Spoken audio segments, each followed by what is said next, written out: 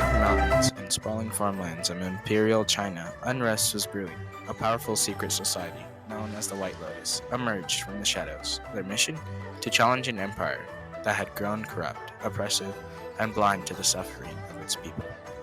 At the heart of this rebellion lay a profound conflict: the rights of the people to fairness and freedom versus the responsibilities of the Qing dynasty to rule justly.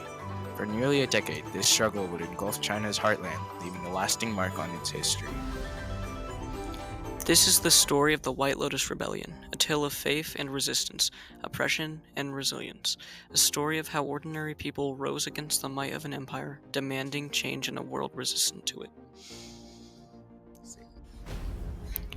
Corruption and poor management of money. The Qing dynasty had many corrupt officials who only cared about their own wealth. Instead of using the country's money to help the people, they took it for themselves. Farmers were forced to pay very high taxes and additional fees, making it hard for them to survive with no support from the government. The poor struggled to get enough food or basic necessities. The government didn't try to fix this or help those in need, which made the situation even worse. Failure to keep people safe. The Qing government also failed to keep the people safe. In many areas, local officials ignored crimes and let bandits attack villages. Farmers and villagers had no protection from thieves or violence. The government didn't send help or stop the crimes, leaving the people feeling scared and helpless. Instead of providing safety, the leaders let chaos take over, which made the people lose trust in the government. Ignoring the people's problems. The leaders of the Qing dynasty didn't listen to the struggles of the people. While many were suffering from poverty, hunger, and bad living conditions, the government did nothing to help. The White Lotus Rebellion started because the people were tired of being ignored. Instead of trying to fix the problems or listen to the people's complaints, the government chose to fight back with force, making the situation even worse. This caused even more anger and rebellion against the government. However, the people understood their rights as well. Right to fair life. People should be able to live without being unfairly taxed or charged. Under the Qing dynasty, many farmers had to pay high taxes and extra fees, which made it hard for them to survive. The government didn't help them. This made their lives very unfair. Right to safety and protection. Everyone has the right to feel safe. The Qing government didn't protect its people. Many local officials let criminals and bandits attack villages, and the government do anything to stop it. People had the right to safety, but the government failed to provide it. Right to be heard and treated fairly. The people should be able to speak up and have their problems heard. The Qing leaders ignored the struggles of the people. When the people tried to protest, like in the White Lotus Rebellion, the government responded with violence instead of trying to fix the issues. The people's right to be heard and treated fairly was ignored. The White Lotus Society was created in the early 300s by a few Buddhist monks, aimed at spiritual development. It was based upon Mahayana Buddhist teachings.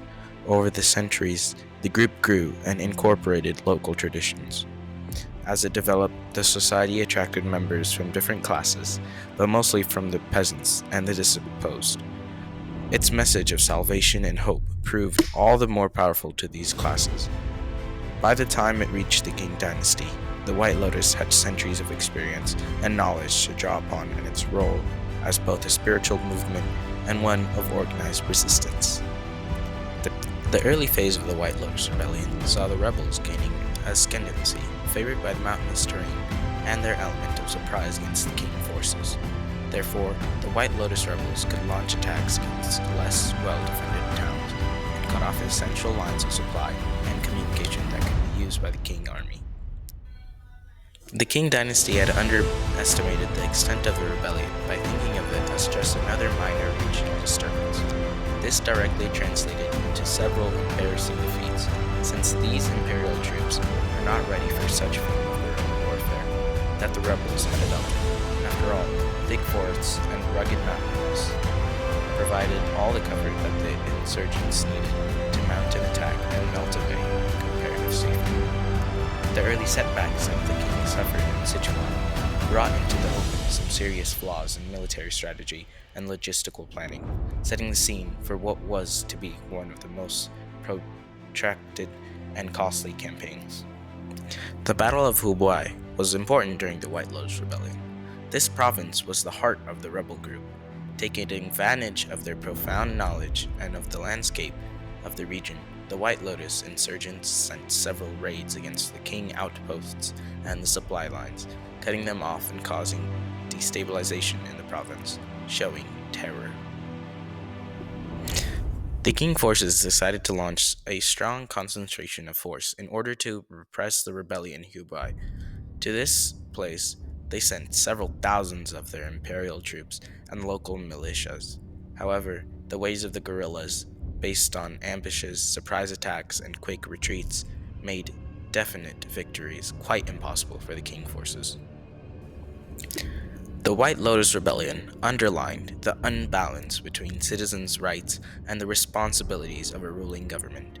In the short term, it brought to light the failure of the Qing dynasty to meet its essential responsibilities, to deal with famine, reduce taxation, and serve out justice. The immediate result of the rebellion was large amounts of devastation, loss of life, and economic crisis. Whole areas were reduced to ashes as the two fighting sides used scorched earth tactics, further worsening the fate of peasants who had originally fought for their rights to survive with dignity. In the long run, the rebellion served to underline the truth that when a government can't manage its responsibilities, conditions are created that are preposterous to revolution.